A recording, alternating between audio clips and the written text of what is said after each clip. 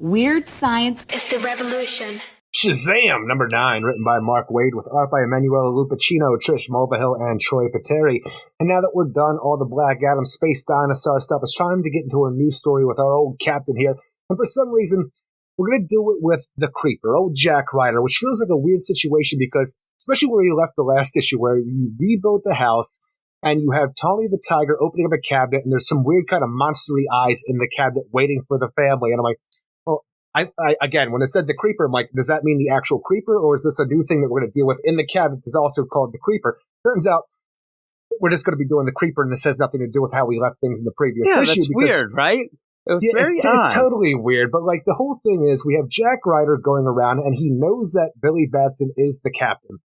And he wants to get the captain out and about to help him with a job against the Shadow Thief. And it's just a weird way to do things because Jack Ryder, as the newsman that he is, invites old Billy Batson, podcaster extraordinaire, on to talk about why he does things, talks about the captain, and why there was a weird stint of why he talked about Metamorpho for a while when the captain was taken over by the gods and champions that give him his power. And it's ultimately just to get Billy Batson, actually, it's for Jack Ryder to get a little PR and talk bad about the captain and maybe even like say, hey, look what he's doing for this young podcaster. But it is to get him alone essentially at the end to fool Billy Batson into saying Shazam, which is actually, I think, the most clever part of this whole story when they go out to the car after the whole interview's over. And they have like, hey, what are these, Mr. Ryder? Oh, these are just cards to help me get my enunciation going so I don't still like talk all over myself. And it's like, hey, you want to give it a try? And the way he set these up with Belarus and Antipolo, Gibraltar, and like Kenosha, and then Zambia. When you say Kenosha and Zambia, it's like Kenosha, Zambia. So you end with the Shah, Zambia, and then he turns into the captain right in front of Jack Ryder. And I'm like, that is a very clever thing to do, especially if you want to see Billy Batson. I thought that was cool. This.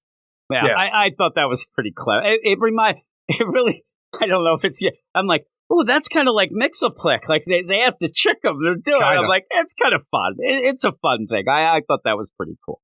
And I like the idea that But it also leads into the idea that people know that he says Shazam is his magic word to turn himself back and forth. So is this something that Billy Batson himself has broadcasted over his own podcast, telling everybody his weakness? Almost like what you had in the 78 Superman movie, where it's like, oh, I'm Superman. I'm going to tell Lois Lane that I'm vulnerable to these things and this and that and tell everybody my powers. I'm like, don't do that, Superman. And if you're doing this, Billy Batson, don't do that. I just think that it's Jack Ryder. And I think that, while a lot of people don't really know the Creeper of Jack Ryder, I mean, he is kind of a smart guy who can get some info. He gets, some of the footage, and maybe he just knows it. But it was kind of cool. I like that he goes through all that. And then, Billy's kind of, and Shazam's kind of freaking out. You do play again that play of, hey, I thought you guys were the same. So he definitely knows more about Shazam than you would think. But then he's like, no, look at me. He counts the Creeper. I'm like, that's kind of fun. And I like the idea because the Creeper and I'm not even going to make... He's crazy. I'm not going to make jokes, Eric, about the Creeper or possibly being in a van with Bibbo. I won't even say it. Bibbo, Creeper, Jim Warner, and then Eric the Diddler, you tend to go with like the idea where it might not be the greatest of optics to be with Billy or whatnot, but it's played off kind of cool. I think that it's just a goofy Creeper and, going through the whole podcasting and how he has his thing that he says. I try to pretend and I'm a performer like you, not an entertainer, more a performer, but I do like it. The weird thing though is, and it was bothering me. Well, we were talking even then where I'm like, okay, well, what does this lead to? Because at the end, I mean, this is a fun issue. This is it. Mark Waid's done. Yeah. This is his last issue. Such an odd little thing. I just think it's a placeholder, and he decided to Creeper. I didn't know that this was his last issue. For some reason, I thought he was going to 12. No, this is it. Next issue is Josie Campbell. And, it's weird by the end to even see what the solicit. I'll read the solicit for the next issue when we get done this one. But, you have Shadow Thief. I got the idea that you might be a little upset because this book does tend to throw some big things in to not make them so big, with the idea of Shadow Thief here. And how he's grabbing some of these people from Philadelphia from this whole... even the idea, like, we're changing so much up. Like, Jack Ryder feels different than he has previously here. And then to throw in Shadow Thief as our big nemesis for Captain Marvel and the Creeper to take down, whose powers have completely changed for this issue. It feels like where he now has the ability to steal people from the world. He's doing it on a train in Philadelphia, like, Pennsylvania for this whole thing, but take them to the Shadow Realm and just leave their shadows behind. I'm like, I don't even know what your game is anymore, Shadow Thief. Carlos Sands, you used to be like, at least something I could like wrap my head around. The way you're presented here, I don't know what you're doing. Yeah, it's a weird play that it feels like you could have just made it some new villain. Just name it something different because it doesn't feel like that Shadow Thief. But yeah, you end up having the Creeper and Billy Bats and Shazam, and they do go and fight. And like you said, he's sending people to the Shadow Realm. You kind of explain things a little, but then you just have this train just get pretty much almost demolished where they have to stop Shadow Thief. But at the end, you end up where they do stop them, and they end up even, grabbing them, and they're going to take care of them by the end. But in that, it's just weird, even by the end, when you end up having Jack Ryder go home, and I don't know what that leads to or what this is going to be, because it's done. It's a weird thing. But there's anything else. It's a really quick issue, right? There's not that much to talk about, really. Overall, the idea of Shadow Thief is kidnapping people for a ransom for untraceable cryptocurrency and stuff like that.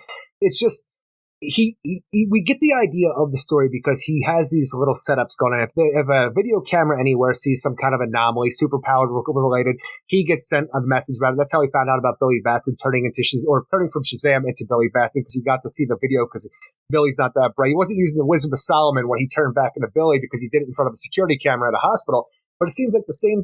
It almost feels like it's the same hospital where they say, and there was also the Shadow Thief, and I learned about all of this. But I guess it could have been a different security camera. But the Creeper seems to know everything that the Shadow Thief is up to. But for some reason, needs Captain Marvel's help to take out Shadow Thief from this whole ransom thing. And it just feels like such a weird out of nowhere. And not only that, though, but the idea that we have Metamorpho at the end, turning himself into a vase of water that's hanging over top of Jack Ryder's doorstep for when he goes in there, because he heard Jack Ryder talk shit about him on the interview he was doing with Billy Batson. I'm like, that feels like such a weird little turn, like going back to the goofy things that it feels like it doesn't feel like Metamorpho at all, because I feel like if he does this, you're gonna kill Jack Ryder eventually with the way that you're made up of. But I know you can change yourself into different things, but it feels weird, and it serves no purpose for the story except for. And I don't think it's going to continue. That's what's weird. I think it's a sitcom ending. Yeah, I think it's a sitcom ending with that. Like, hey, who you calling Souffle Face? And you did have the beginning where you did have Billy, and he was so upset. Oh my God, he's going to know that I'm Shazam. But there was like, why were you talking about Metamorpho? It was okay. It was just weird. It was a weird swerve, especially with Mark Waid, where we had Metamorpho more in the World's Finest book. And then you get to hear, I'm like, what is him with this Metamorpho deal? But it just, again, you said it's a one shot. Just felt odd. And even when we take out the Shadow Thief, who's doing some new and interesting things, possibly. You could probably get on the idea of Shadow Thief doing this, but even the way he looks in his shadow form and talking about the gloves allow you to touch physically, you're doing some explanation for people who don't know Shadow Thief and Carlos Sands. But all right, how are we going to take out the Shadow Thief? Well, I'm going to yell Shazam. The brightness of the lightning is going to hurt him. I'm going to yell it again. It's going to hurt him again, and he's going to do whatever I say. That's how we defeat the Shadow Thief, and that's why we needed to team up with the Creeper and Captain Marvel to take out Shadow Thief so he could yell Shazam twice. Yeah, we stopped a train from being destroyed. Well, no, we stopped the train from destroying a lot of things, so that train's fucked up. So that train's destroyed. We did some stuff here. We had some interesting art throughout this whole thing. Actually, I like Emmanuel Lupacchino a lot, and I think the art's and that's who is going to be doing the art. That's this is such a weird idea where you had Dan Mora and Mark Waid on the book. So then they are doing something. People said that it's like a Justice League deal. It ties into all of the absolute power, the most forward. So you end up where for this last issue, you get the newer artist, Emmanuel Lupacino, taking the place of Dan, but have Mark Waid here. It's such a weird, it's a transition. It is a weird transition, though. You get rid of the one, you get the other, but then you get the other, and then so at the end of this, if somebody did think, oh man, I want to see what happened, I have a feeling, even though he says who you calling Souffle Face, there might be some people that are a little like, who is that? Because, you know, if they don't really get it, and I don't know why, but you'd made it a little dark to almost think like, oh, is that the Shadow Thief that got away again? But no, it's Metamorpho. No, it's Metamorpho. It's just a weird play. And you really do need the wah, wah, wah, because it is a prank, because he ends up making himself that vial of water, that vase. But I think that some people will be like, oh man, I wonder, you know, one of those where Billy's going to have to go back and say, no, this is just what it is. For a one shot that this is, being the end of Mark Waid's run on the book, I feel like you've been doing goofy shit this entire time. I feel like this is the time to really put your stamp on this, to say, this is what I'm doing. Like, this was my intention with Captain Marvel all along, and this is why my run matters, even though I'm moving on to new and better things. But just bringing the Creeper in out of nowhere to have a one-off fight with, like, the Shadow Thief feels like there's such a lackluster way to go out, where the story is inconsequential overall. And anytime we talk to Mark Waid, he ends up throwing shade at us about things.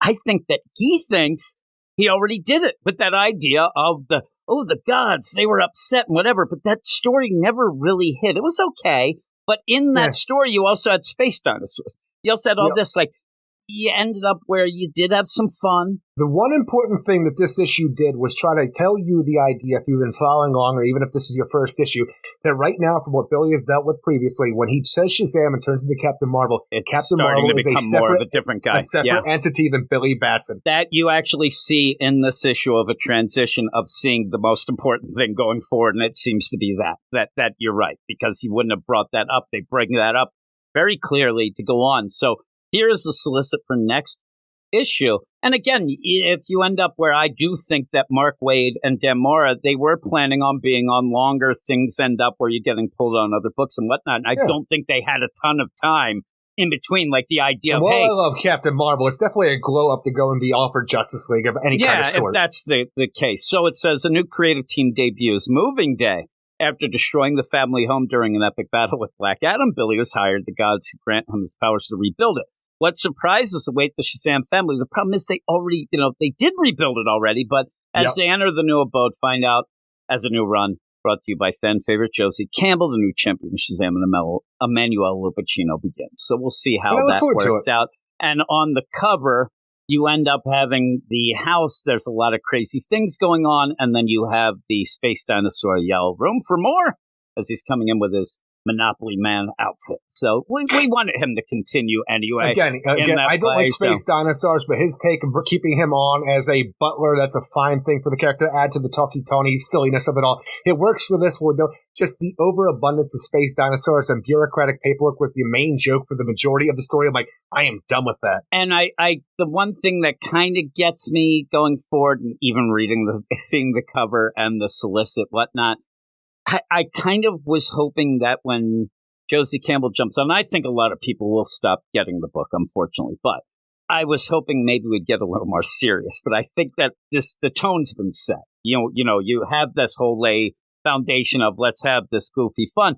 At some point, it needs to be a little more than just that. And I'm afraid that it's just going to keep going with that. And I hope that's but not maybe the case. There's a transition. But yeah, this first deal, at least by the cover and the solicit, seems like it's just going to be goofy nonsense. So, but people, I'm looking to a lot of people in this. I'm looking on the League of Comic Geeks. They have the preview, and you end up having a lot of people talking, and it's kind of 50-50. It looks real quick of like, hey, I'm done with this now, or hey, I'm going to go. So hopefully people give it at least a shot. Give it like that 3 issues or whatever. This Moving Day, part 1, 2, whatever it goes to, at least give it a shot. But what would you give this issue? I would give this a 6.5 out of 10. I think the art is great, and the idea of bringing the Creeper in, and even Shadow Thief, who I think is an underutilized villain, that's cool. It's just the story doesn't feel like it matters at all, and it's just such a quick read, and it's just that one and done. It's not fun enough to say, man, that was totally worth it, because it's just kind of goofy and lackluster by the end, sadly. But I'm telling you, you can still have fun with it. It's such a weird idea where it's not enough fun for me to really like it for the amount of fun that it's doing. Yeah, it's weird. It wants to have fun, but then Mark Waid has to do something to make it feel bigger. But the idea of this train, a weird Shadow Thief, it didn't really hit, but he tried. I'll give it a 6. I did like the art, though. It's just like you said, though, at the point when you realize what the story's about, and you're like, okay, So Jack Ryder gets a hold of Billy to go on a show to then talk some crap, but then show that he knows, hey, just to then go on this train to stop a weird shadow thief. I'm like, all right. And again, I don't know if things are going to stick this way going forward, but I hope that Jack Ryder soon leaves Philadelphia because I don't need his crazy ass walking the streets of my city. No, he's the guy who goes around and puts like green pepper on a Philly cheesesteak. It's not allowed there. That's a creeper, right? What a jerk. Tourist. Yeah, really. Weird science is the revolution.